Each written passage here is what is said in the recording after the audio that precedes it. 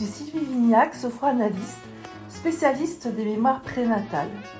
J'aide les gens qui le souhaitent à comprendre comment ils fonctionnent et à être en paix avec leur histoire. Aujourd'hui, je vais vous parler des mémoires prénatales. Je vais l'illustrer avec une histoire qui s'appelle La Grande Porte. Carole est fille unique, mariée et maman. Depuis longtemps, en fait depuis toujours, elle se sent coupable de tout ce qui se passe autour d'elle, tout ce qui se vit autour d'elle, même quand ça ne la concerne pas, elle est coupable. Sa culpabilité, donc, c'est vraiment tissé avec le temps sur les événements successifs et ça a fini par créer une trame vraiment solide. Alors nous explorons son histoire pour mettre en lumière différents événements qu'elle a vécus et comprendre comment cette culpabilité s'est construite et comment elle peut aussi regarder les choses autrement et prendre du recul. Parce que quoi qu'elle raconte, elle a toujours la même façon de filtrer en fait son vécu. Donc elle raconte que ses parents, elle dit « Mes parents voulaient un garçon, je suis une fille, je me sens coupable de les décevoir.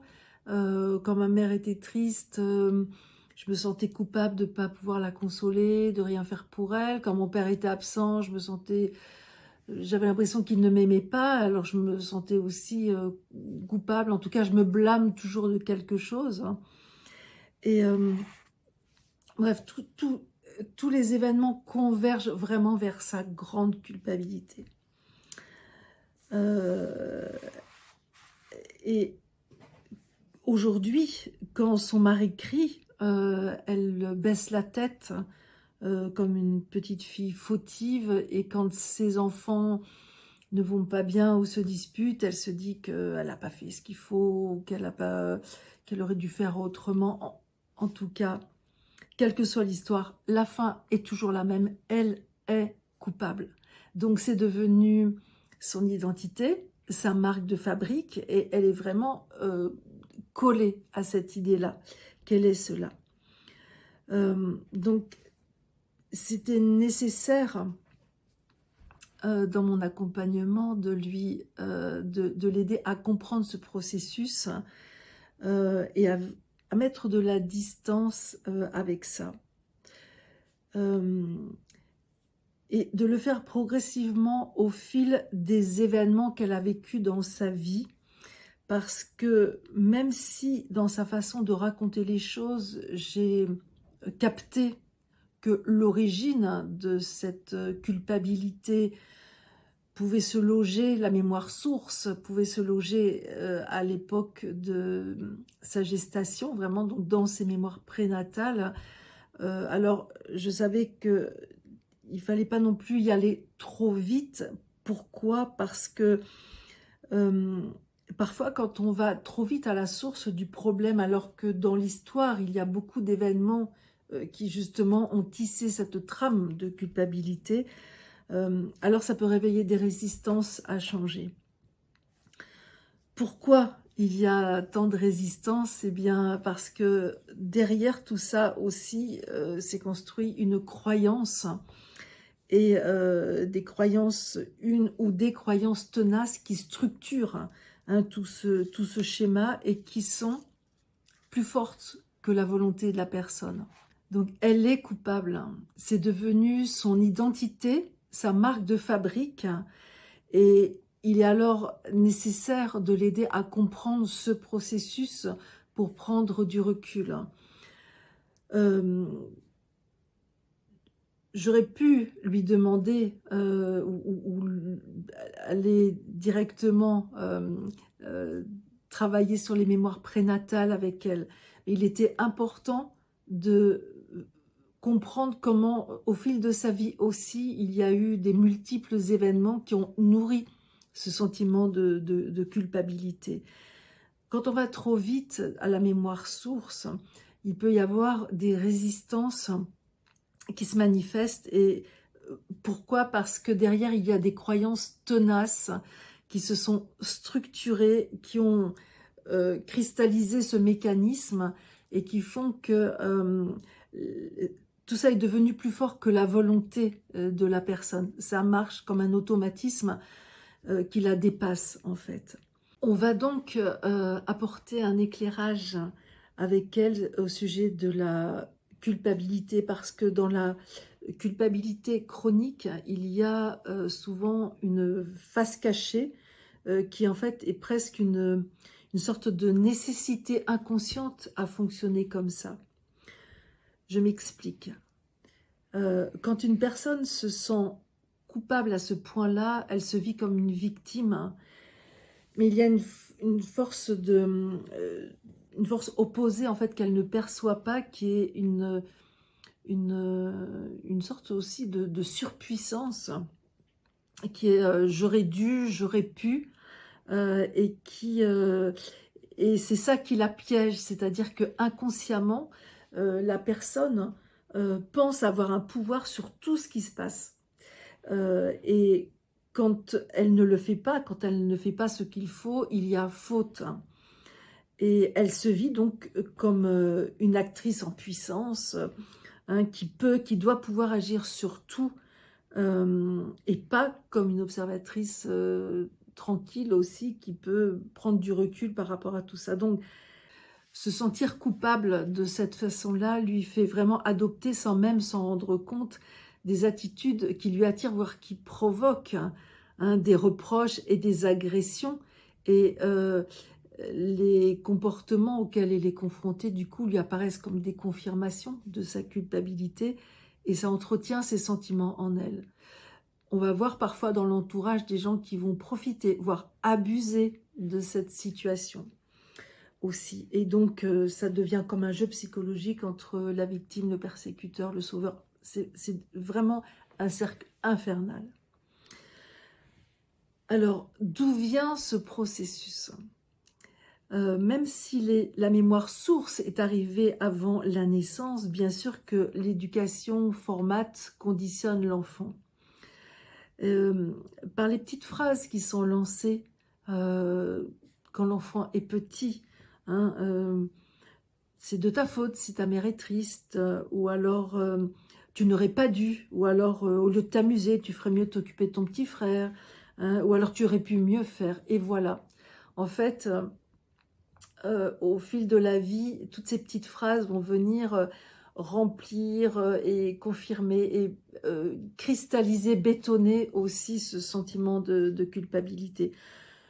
Donc l'enfant reçoit le message, il devrait, il peut, il pourrait, hein, et comme si on ne lui laissait aucune chance d'être incompétent dans le monde des adultes. Alors qu'il fasse ou qu'il ne fasse pas, il devient un coupable. Il ne fait pas assez bien, il ne fait pas assez, il ne fait pas comme il faut, en tout cas. Donc, c'est une faute. Et en tout cas, c'est comme ça que lui le vit. Donc, avec les injonctions et les attentes des adultes, l'enfant n'a pas le choix. Il se soumet, se conditionne et se façonne une personnalité suradaptée.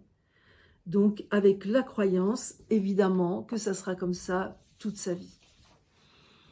Avec tout cet éclairage au fil des séances, nous observons chez Carole son comportement aujourd'hui, et nous allons à la rencontre de sa petite fille intérieure, voir comment tout ça s'est tissé en elle.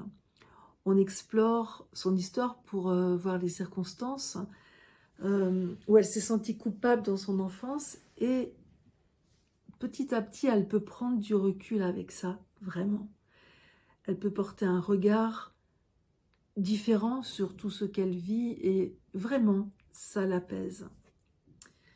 Elle recontacte elle recontacte le bébé aussi qu'elle était, et elle peut se sentir accueillie comme une fille, hein, par ses parents. Vraiment un travail en profondeur et en douceur qui se fait. Son quotidien devient plus paisible, elle se positionne différemment devant son mari. elle a une attitude différente aussi vis-à-vis de ses enfants quand il y a des choses qui ne vont pas. Et pourtant, malgré ces multiples transformations, il y a un malaise qui subsiste, qui reste vraiment là. Et elle exprime un état dépressif qu'elle observe régulièrement, cycliquement en fait, un mois, qui arrive à peu près un mois avant son anniversaire. Et ce sentiment dépressif, en fait, cet état dépressif lui gâche envie de faire la fête et la fait se sentir coupable. Alors, je lui pose la question qui semble maintenant à propos de savoir qu'est-ce que ses parents auraient pu vivre un mois avant sa naissance qui aurait généré de la culpabilité. Et avec tout cet éclairage au fil des séances, nous observons chez Carole son comportement aujourd'hui et nous allons à la rencontre de sa petite fille intérieure, voir comment tout ça s'est tissé en elle. On explore son histoire pour voir les circonstances où elle s'est sentie coupable dans son enfance et au bout d'un moment, elle dit « Oui, il y a quelque chose, mais ça n'a rien à voir avec moi. » Et quand elle dit cette phrase, je mesure que la grande porte de son inconscient s'est ouverte. En fait, les cellules parlent, le corps se souvient, mais ça n'est pas accessible au mental. Le mental ne peut pas faire le lien avec quelque chose qu'il a conditionné, depuis toujours. Il a les informations, aussi le mental, mais il les cloisonne dans le temps. Alors j'accueille sa réponse qui vient doucement quand elle raconte que un mois avant sa naissance, la sœur de son père s'est noyée et qu'il a essayé de la sauver, qu'il n'a rien pu faire et qu'il s'en est tellement voulu que 40 ans après, il en parle encore. Il disait que c'était de sa faute et c'est une histoire qu'il ressasse et qu'il raconte encore et que Carole a souvent entendue dans sa vie. Là, je sais qu'elle a trouvé sa clé, qu'elle est en train d'ouvrir la porte de sa prison. C'est vrai, cette histoire n'a rien à voir avec elle, mais elle l'a vécue aux premières loges. C'est l'histoire de ses parents, de la famille, et bien sûr qu'un drame comme ça a éclaboussé de culpabilité tout le monde et qu'elle n'a pas pu échapper à ça. La culpabilité de son père, l'enterrement, la famille ébranlée par le drame, mais comment être serein pour accueillir son enfant dans ce contexte-là? Donc en même temps que sa mère la portait, son père portait sa culpabilité, un peu comme un jumeau invisible mais palpable. Bien sûr que Carole connaissait bien cette histoire, elle l'a entendue tellement souvent. Mais elle ne pouvait pas mesurer l'impact que ça a eu sur elle à ce moment-là, ni avoir conscience que ça l'habite encore, ça vient en elle comme si ça lui appartenait toujours aujourd'hui. Alors nous avons fait une séance pour évoquer sa tante, qu'elle n'a jamais connue, son père, sa culpabilité et laisser à chacun son histoire. Et grâce à ces liens, à ces prises de conscience et au chemin de guérison et de paix qu'elle a fait, Carole a franchi la grande porte et s'est affranchie de sa culpabilité chronique, démesurée et toxique. Elle a pu enfin faire des nouveaux choix dans sa vie, s'est sentie plus libre et plus distante aussi vis-à-vis des attentes de son père et de son mari. Et avec ses enfants, elle a décidé dorénavant de célébrer joyeusement chacun de ses anniversaires. Je me sens coupable parce que j'ai l'habitude. C'est la seule chose que je peux faire avec une certaine certitude. C'est rassurant de penser que je suis sûre de pas me tromper quand il s'agit de la question de ma grande culpabilité.